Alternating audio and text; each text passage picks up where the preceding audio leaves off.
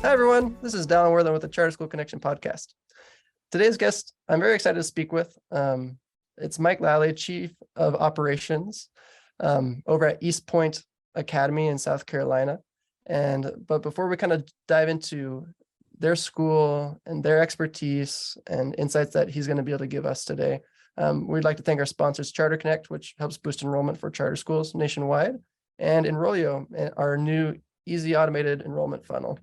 But without further ado, Mike, welcome to the show. Hey, thanks for having me. Glad to be here. Yeah, so Mike Lally, Chief of Operations, East Point Academy. That sounds pretty cool. Tell us a little bit about before you were Chief of Operations at this school, how you kind of fell into education in the first place and kind of your breadcrumb trail to where you are today. Yeah, I'm going to try to keep this brief, but it's a kind of a lengthy story. So school for me was always challenging growing up. So learning didn't always come easily to me. I had to be held back because I couldn't read leaving the first grade.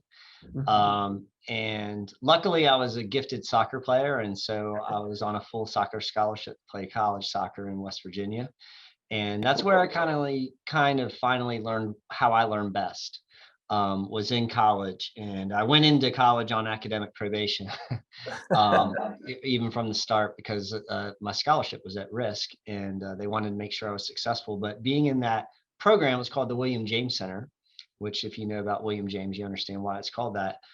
They really helped me how I learn and how I learn best. And so I had to change my studying and learning habits, became a successful college student, and I just wrapped up my second master's degree. So prior to, this is my first year at East Point Academy, and my first year as an administrator.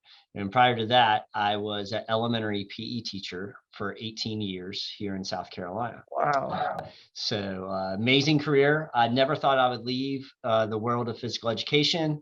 I just finished up, I have a banner over there. I was just the South Carolina State Elementary PE Teacher of the Year last year. Cool. And yeah, thank you. So I just finished that up, and I finished my presidency as the president of the state organization for health, PE, and dance teachers, which was a 3-year stint and a lot of work.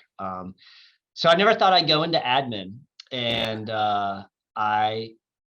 COVID happened, and I just kind of reframed my thinking in a lot of different areas. And one of those was going into administration. And I took the leap. I was worried I wouldn't enjoy it as much as PE and the reward of physical education, and seeing the light bulb go off with kids. But it has been rewarding. It's been very different, a big learning curve, but I'm very happy to be here as an administrator now, and I'm enjoying my job, my career change, and in East Point Academy, home of the Pandas. Home of the Pandas. Ooh. So tell us a little bit about that jump. What did you learn by making that jump, and maybe what insights do you have for someone that is about to make that same jump? I think my advice, and I've done this in my career a little bit, is it's important to take risk. Without risk, I feel like you hinder your growth. So whether it's taking a risk in what content you're teaching, or if it's taking a risk in a career move. So I would always take risks with teaching new content in PE, even though there may have been a fear of looking silly. It was better for the kids, and oftentimes I found when I taught a content I wasn't familiar with, I taught it better, because I was worried about looking not great in front of the students and my peers as the other PE teachers. And so I studied harder, I planned more, I worked on transitions more, things like that. Same with that. I left teaching one time to go to the State Department of Education as the education associate for health and PE for the state. And that was a risk, and I did enjoy that, but I missed the kids. And I went back to the classroom for 4 years before I went into administration. Gotcha. Rock on.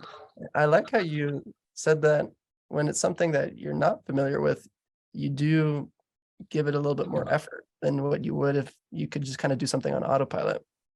And so tell us a little bit about where you are now, a little bit about East Point, what makes East Point unique, and kind of, stand out from other school and education options for parents in the area.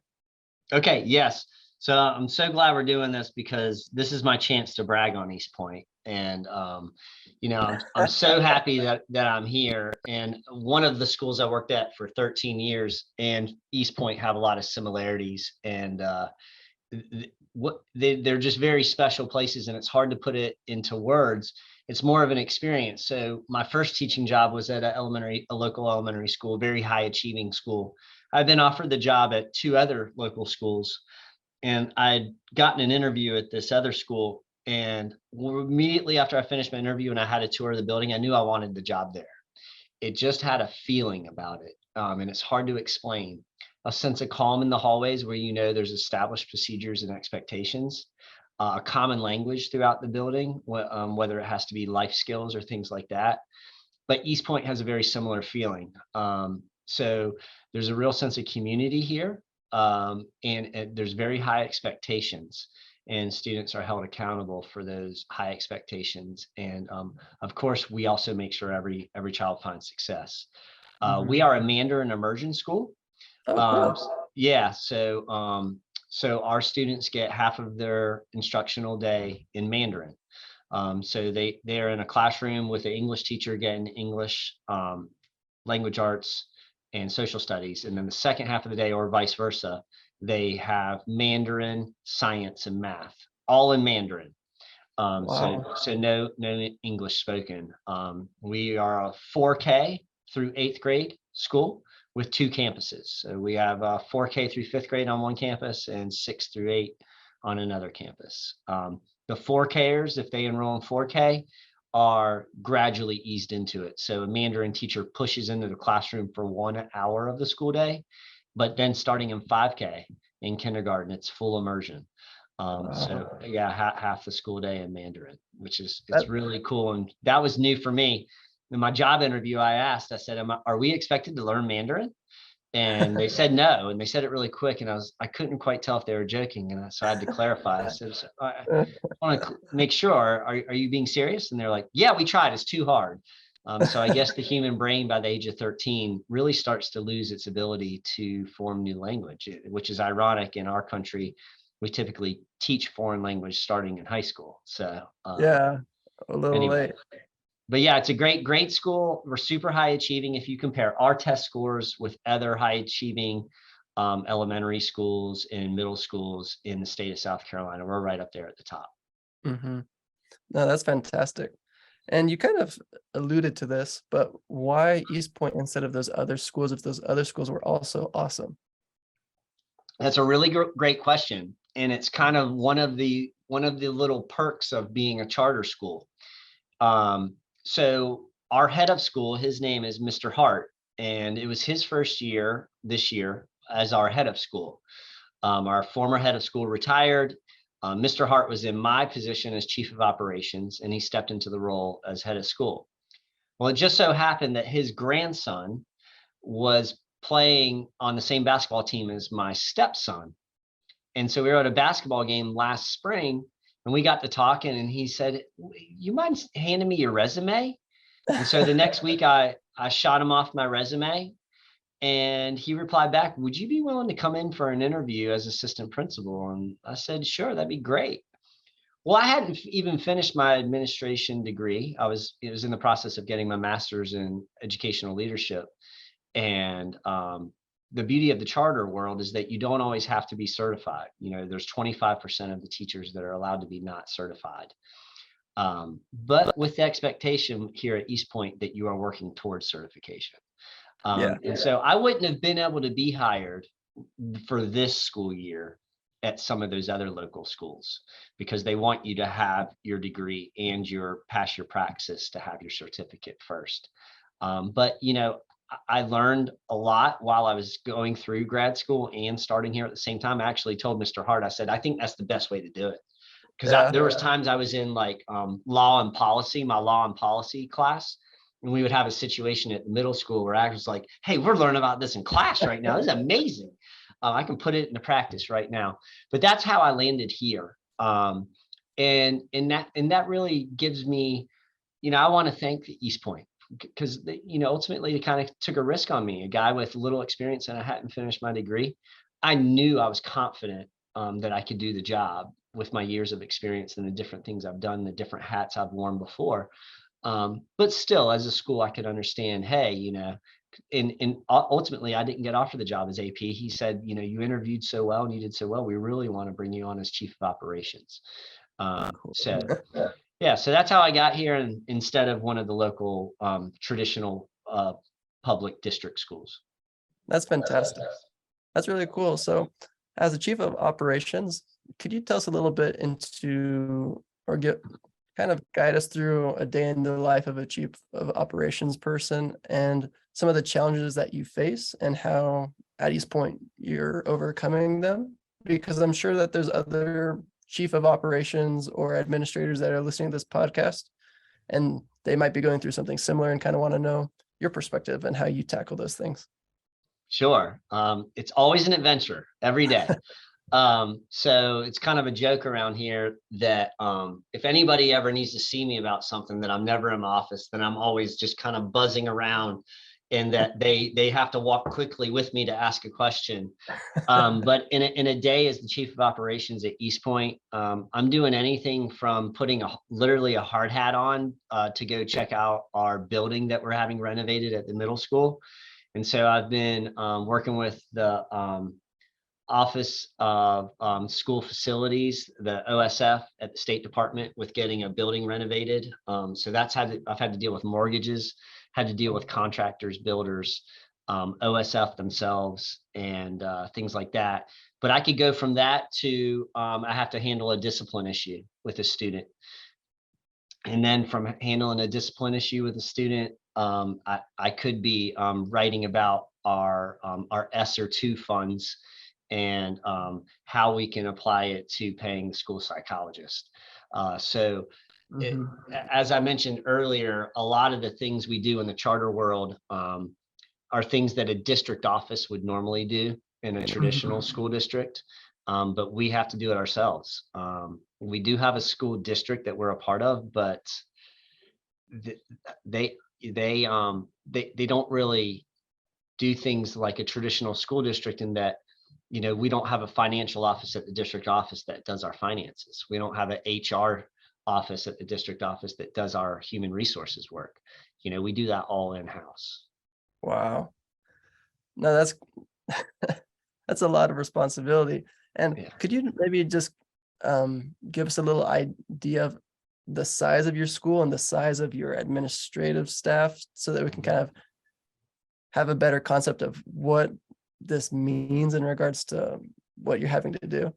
Sure. Yeah. So at our elementary campus, we have 633 students in 4K through 5th. And then we have 170 students at the middle school. So we're a little bit smaller at the middle school, and we have a little bit of room for growth at the middle school. We're basically at capacity here at the elementary school. In fact, the majority of our grade levels are on a waiting list or a lottery in order to get into our elementary school. That's awesome. And I'm sure that there's some schools that are listening and thinking, man, I would sure love to have to do a lottery. Or I would sure love to have a nice wait list. Do you have any tips for someone that is kind of struggling to get their enrollment up? Yeah, I think our charter is really helps keep our vision really focused. So I think if you have a clear vision of what it is that you want, it makes it so much easier for other people to see and jump on that vision with you and get on board. I think we're very clear with our expectations and what we want and what's expected here at East Point. We're very clear that it's not for everybody. I have 2 boys myself, 8 and 6. And since I just started here, they didn't come with me this year, but we're talking about bringing them here next year. And I think the 8-year-old could thrive here. And I think it could be a challenge for my 6-year-old. So, doing language immersion is not for everyone, especially Mandarin. It's a rigorous language to learn. So I think parents know coming in what it is we do here and what it is that we expect. And there's no transportation provided because we're a charter school. So the 633 kids are getting dropped off in car rider lines. So those parents are committed to academic excellence. And whether they're, wealthy or well-to-do, or whether they live in poverty, all of our parents put forth the effort to put, education as a top priority. A lot of people think that our school is, just a bunch of wealthy students and families, and that's not true. We have a 49% free and reduced lunch here. And, but if you look at our test scores, they compare with a lot of schools that, are way above, they don't have that amount of free and reduced lunch that we do. We're very proud of that. That is really cool. And how far does the farthest parent or student drive to arrive? That's a great question. And I don't know that exact answer. But we encompass a very large area. Of course, any student in South Carolina is allowed to come to our school as long as they get transportation. So all the surrounding counties here, we have students in all of them. Calhoun County is a good hike. I know we have students there. Kershaw County is a good, over an hour, about an hour drive to get here. Trying to think if there's anyone further than that. Orangeburg. So we do have some parents and families that do have a hefty commute to get their students here. Gotcha. Well, that's cool. Yeah, I'm just curious because some schools kind of ask themselves, how far should I push my advertising before it becomes ineffective because it's too far away? So yeah, cool. We do very little advertising, really. A lot of ours is just word of mouth, which, we all know is typically the best form of marketing. And, when we got our test scores in, that was, we were like, let's get that on the website. So we did recently advertise on a local billboard, and but yeah, we haven't done too much of that. We've been very lucky. That's awesome. And how long has East Point been around? East Point has been around a really long time. We've only been in the building I'm in right now, the elementary school, for 5 years. And the school has bopped around to a few different locations as it's grown. It started in, if anyone out there listening that's familiar with Columbia, South Carolina, Sandy's Hot Dogs, it was like a Columbia staple for many years, opened, I think, back in the early 80s. But the school was started in a former Sandy's hot dog stand. And so it's really seen an amazing growth through the years to turn it into what it is today. And do you know why or how the enrollment started? Because now you're not doing a lot of advertising, it's a lot of word of mouth. But some schools might be just recently starting up and like, that's great, but we don't have word of mouth yet. Do you know how you got out of that startup phase? Or, because I know that was before you came to East Point, but do you happen to have any insights into what they did to start off? I don't know too much of that information. I do know that, it started with a core of families that really loved the change from their zone school to us. And they were real big advocates. And at the early stages, the parents were, such a part of the school that we want to make our parents feel like they have ownership of our school currently. But I think back then they were almost literally a part of the school. And so I think that helps when you're in the infancy stages of the school to have a really, really strong sense of family between the faculty and staff, the students, and the home families.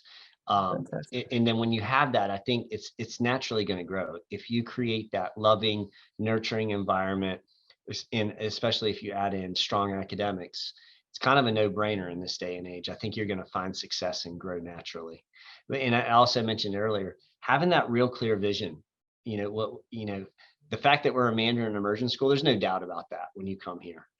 There's no doubt about it when you look at our webpage. So it's very, very clear, and people know right up front, we're a Mandarin immersion school.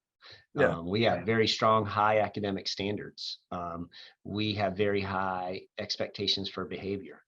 And luckily at a charter school like this, it's not part of a large district. We can hold true to all those things. We don't have to listen to a district office that tells us, you have to follow this one protocol or that. Cool. So why Mandarin? And has it been that way since the start? Or yeah, why?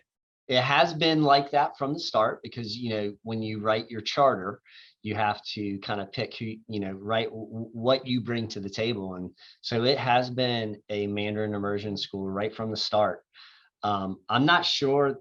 I've heard a couple of stories about how the origins happened, but I'm not strong enough on the story that I would want to put it on the podcast. Oh, no, Um, that's good. but it was a lot of interested, from what I understand, it was a lot of very interested business people around a dinner table. No, that's fantastic. And maybe I'm just putting myself in the shoes of other administrators. Maybe they hear that you have been moving to different buildings, that you've been growing, that you're renovating your middle school, and maybe they're scratching their heads like, how are they doing this? Like, how are they able to grow and in regards to their facilities? Like, I know there's so many charter schools that I've spoken with. They're just like, I don't know how we're ever going to get out of this little tiny hole in the wall.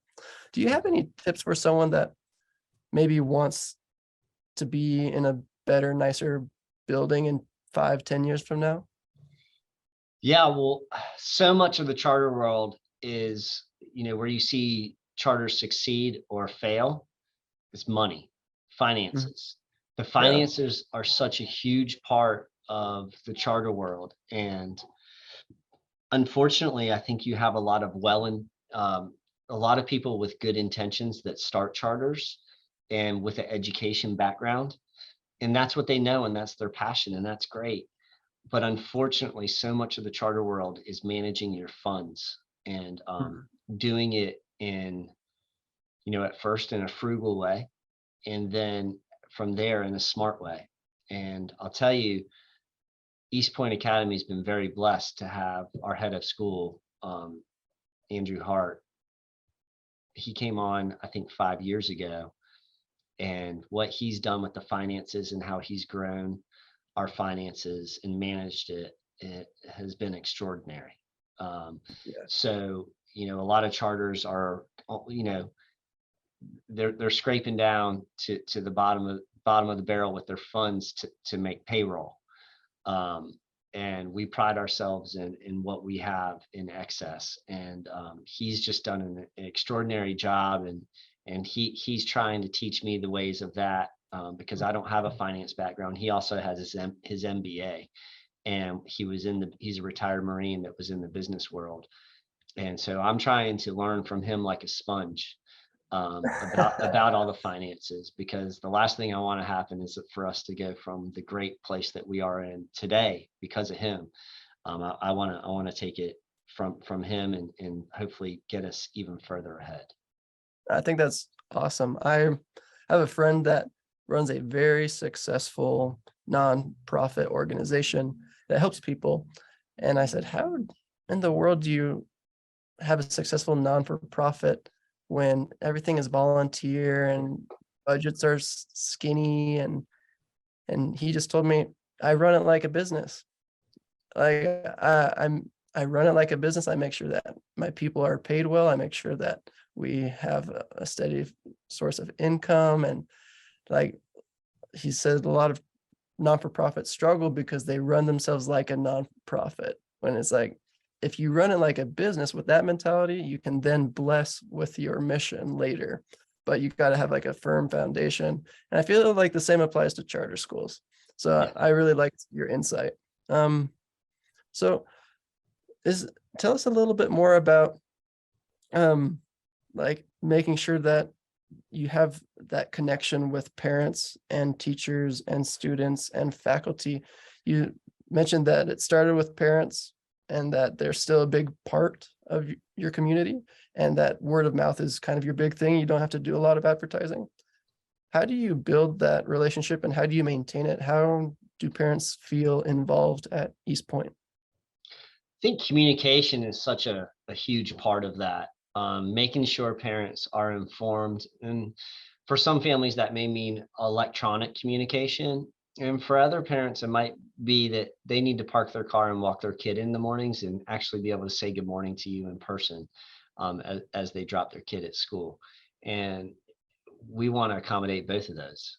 So we want to make sure that our electronic communication, whether it's Parent Square or whether it's on social media, or if they want to have face-to-face, that we give them that too. So us as a leadership team and administration, we always want to be very present. I know that parents know who I am because I am always around, whether it's morning car rider line, afternoon car rider line.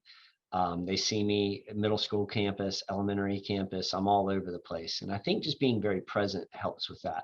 I think our school offerings help. So we have a ton of before school and after school offerings. We are arts in the basic curriculum school. And so that's part of the state grant that we have. And arts in the ABC, or arts in the basic curriculum, means that we have lots of arts offerings as extracurriculars. But also we push that into the classroom. So we want the classroom teachers to be covering their standards, but also integrating some of the art standards into their classroom standards. So that's where the term arts in the basic curriculum comes from. And it's not necessarily easy, but it's not also that hard if you put a little extra time into planning your lesson plans to integrate the arts. But we have a lot of different offerings. Obviously, Chinese New Year was a huge deal for us. So our assembly was amazing, doing the lion dance and the dragon dance. And we have traditional Chinese drumming. So having all these different offerings for the kids, that's a great opportunity after school for the parents to feel like it's not just a school for academics. It's a great social environment. And we really get to know the families by not just in the classroom and academics, but in these other opportunities, whether it's archery, dance, run hard, all these. We have Panda Players, which is they do plays.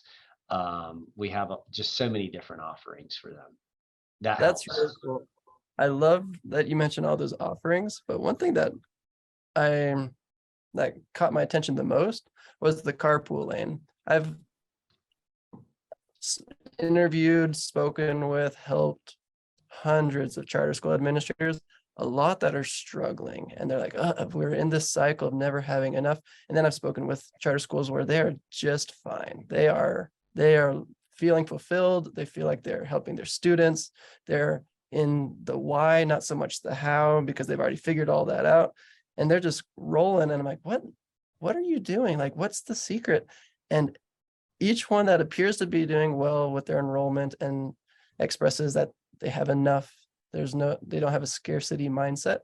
It's the carpool lane. Like, they all say, like, I do carpool. Like, I'm out there meeting parents morning, evening, cold, hot. Like, I'm out there, and I'm like, it's got to be more. And they're like, I mean, maybe, but that's what I do. Like, that's what I do. And you just mentioned it. And I feel like a lot of schools that struggle, they go, I have too much to do that. I kind of outsource that to other people. And they're just kind of stuck in their office and the books trying to just stay afloat. When it's like, hey, like, the one thing that you need to be doing right now is be out there so that parents can see you with their children. Like, that's how the word of mouth starts. That's how the trust starts.